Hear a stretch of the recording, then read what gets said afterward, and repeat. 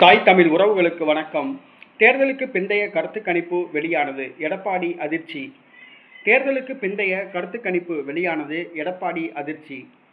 தேர்தலுக்கு பிந்தைய கருத்து கணிப்புகள் இன்று மாலை 6:30 மணிக்கு வெளியிடப்பட்டது.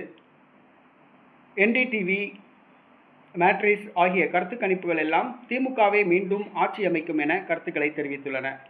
125 முதல் 145 தொகுதிகளில் வெற்றி பெற்று திமுக கூட்டணி ஆட்சி அமைக்கிறது. 65 முதல் 85 தொகுதிகளை வரை அதிமுக பெறுகிறது.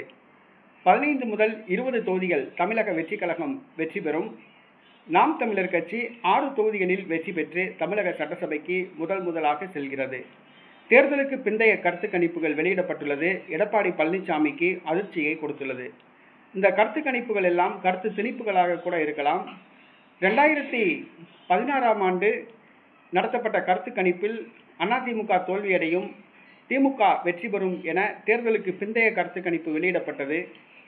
ஆனால் மறுநாள் வாக்கு எண்ணிக்கையில் அதிமுக மீண்டும் வெற்றி பெற்று ஆட்சி அமைத்தது. கருத்து கணிப்புகள் பொய்யானது. 1998ஆம் ஆண்டு பாராளுமன்ற தேர்தலுக்கு பிந்தைய கருத்து கணிப்பு திமுக கூட்டணி வெற்றி பெறும் என தெரிவித்தது. ஆனால் வாக்கு எண்ணிக்கையில் அதிமுக கூட்டணி வெற்றி பெற்றது.